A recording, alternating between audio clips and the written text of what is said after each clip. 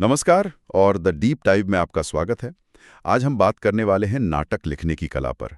और ये सिर्फ कागज़ पर शब्द लिखने के बारे में नहीं है, बल्कि एक पूरी दुनिया बनाने के बारे में है।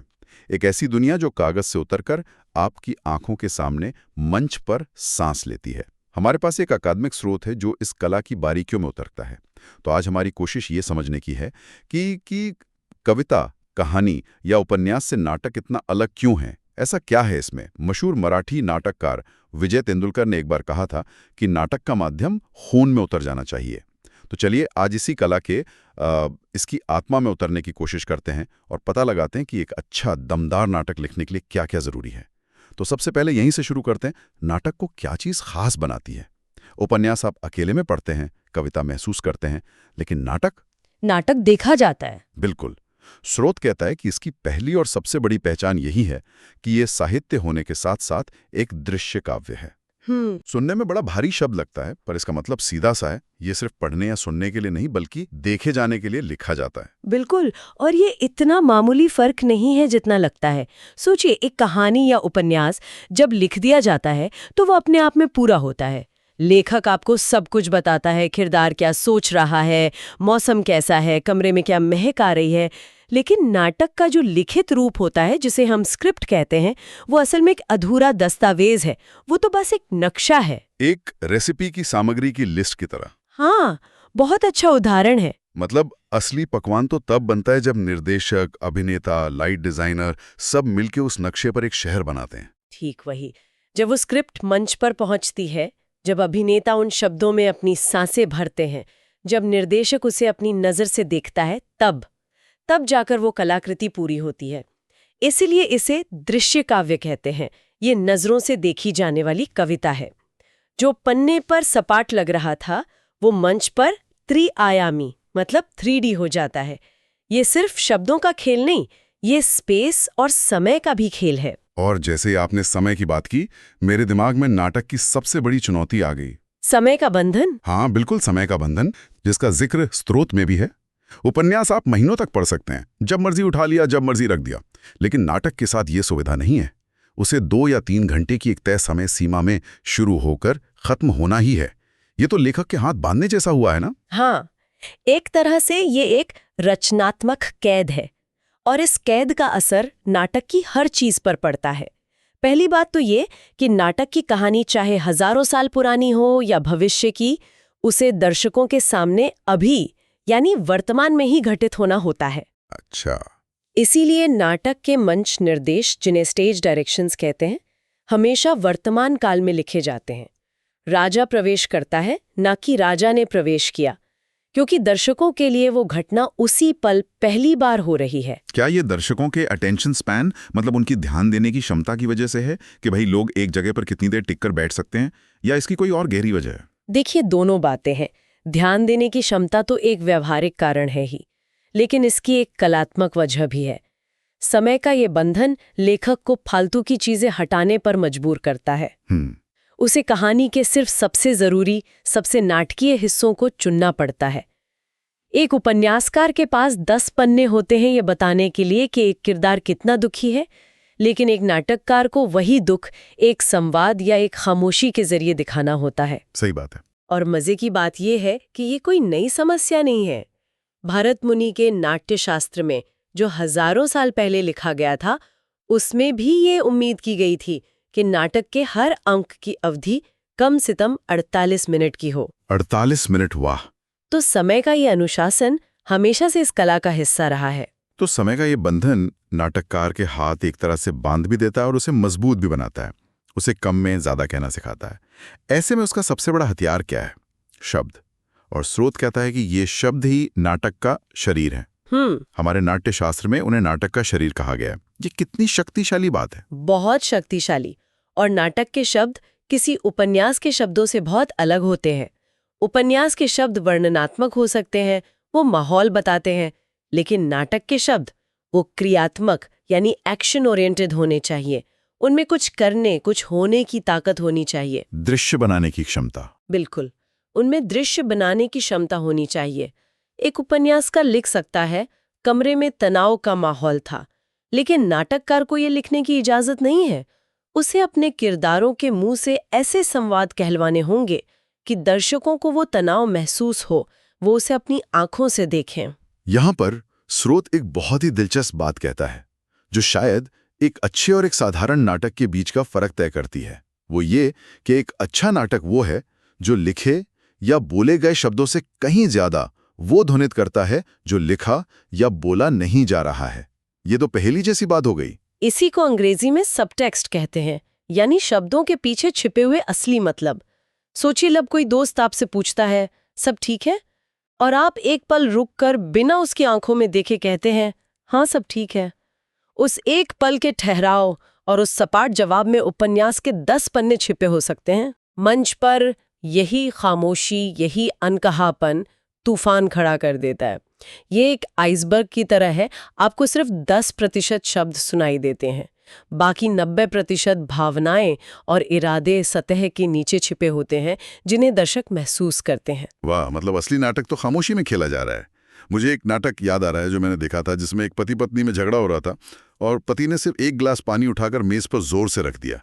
एक भी शब्द नहीं बोला गया, लेकिन उस एक आवाज में इतनी हिंसा, इतना गुस्सा था कि पूरा हॉल काम किया। हाँ, वो शायद उपन्यास के 20 पन्नों के बराबर था। बिल्कुल। मंच पर एक पल का अंधेरा, एक किरदार का दूसरे की तरफ न देखना, एक लंबा ठहराव, ये सब संवादों से ज्यादा ताकतवर हो सकते हैं। यही सबटेक्स्ट है और यही नाटक को गहराई देता है। और ये सबटेक्स्ट और तनाव पैदा होता कहाँ से है? जाहिर है टकराव से। आप 2 घंटे तक 2 लोगों को एक दूसरे से सहमत होते हुए तो नहीं देख सकते।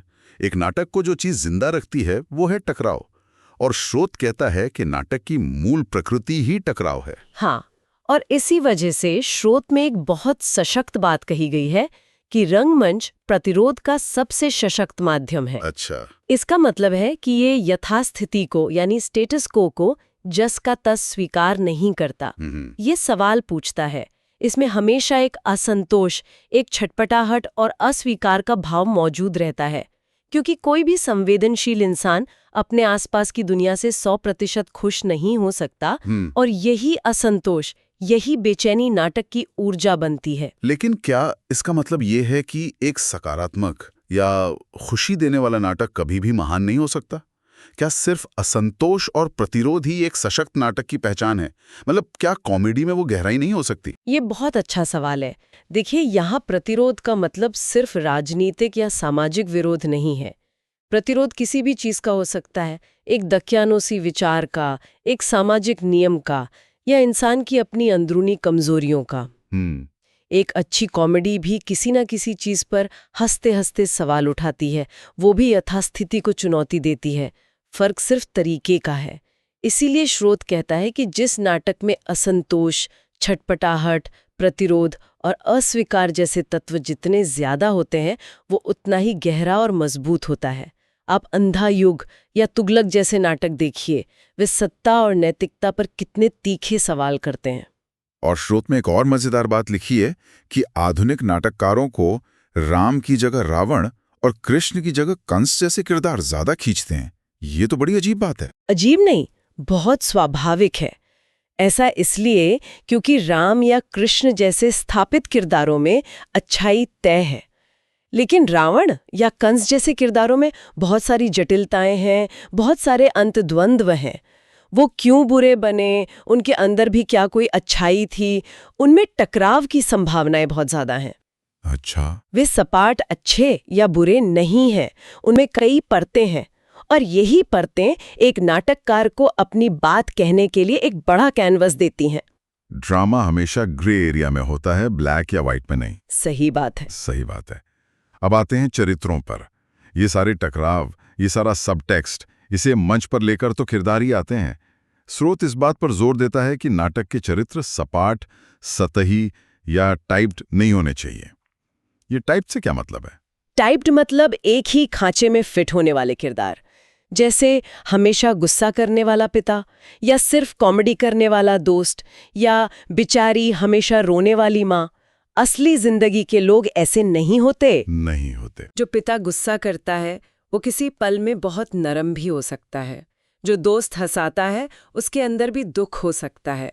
एक अच्छा नाटककार ऐसे किरदार लिखता है जो हाड़ मांस के जीवंत प्राणी लगें, जो परिस्थितियों के हिसाब से बदलें, प्रतिक्रिया दें और हमें हैरान करें। और उनके संवाद भी स्वाभाविक लगने चाहिए। पर स्वाभाविकता का मतलब क्या हमेशा आसान भाषा है?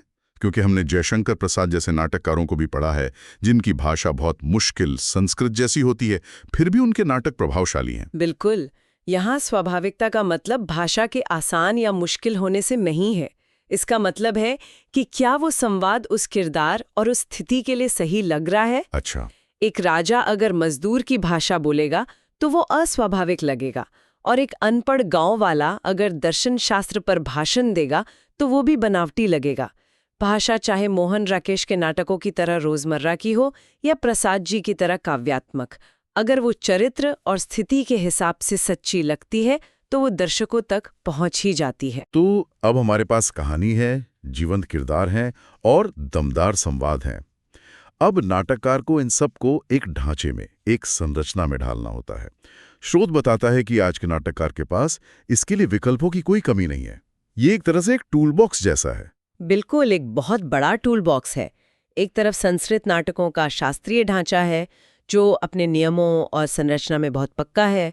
दूसरी तरफ हमारे लोक नाटकों की परंपरा है, जैसे नौटंकी, जात्रा, अमाशा, जो ज्यादातर अलिखित और मौखिक होती है, बहुत लचीली और दर्शकों के साथ सीधे जुड़ती है।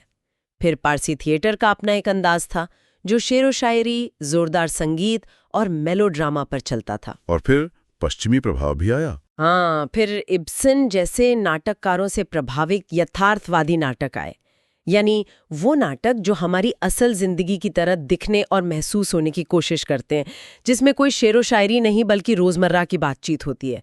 और फिर नुक्कड़ नाटक हैं जिनका अपना एक अलग शिल्प है जो सीधी जनता के बीच जाकर सामाजिक मुद्दों पर बात करता है। तो विकल्प बहुत है। तो इतने सारे विकल्पों में से एक लेखक को चुनना कैसे चाहिए? ये तो और मुश्किल हो गया। लेकिन स्रोत यहाँ एक बहुत पते की बात कहता है कि अक्सर कथ्य यानी आपकी कहानी अपना शिल्प खुद तय कर लेती है। पहले से एक ढांचा तय करके उसमें कहानी को जबरदस्ती फिट करने की कोशिशें ज्यादातर नाकाम रहती हैं। ये सबसे जरूरी बात है। कहानी की आत्मा ही बताती है कि उसे किस शरीर की जरूरत है। अगर आपकी कहानी बहुत व्यक्तिगत, मनोवैज्ञानिक है तो शायद यथार्थवादी शैली बेहतर काम करे।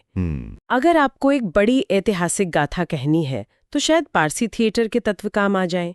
एक अच्छा नाटककार इन सभी शिल्पों को समझता है ताकि वो अपनी कहानी के लिए सबसे सही औजार चुन सके। या फिर सबको मिला के कुछ नया बना दे। बिल्कुल, या फिर इन सबको मिलाकर एक नया शिल्प ही बना दे। वो किसी एक शैली का गुलाम नहीं होता। तो आज की इस पूरी बातचीत से ये समझ में आया कि नाटक सिर्फ शब्दों का खेल नहीं है।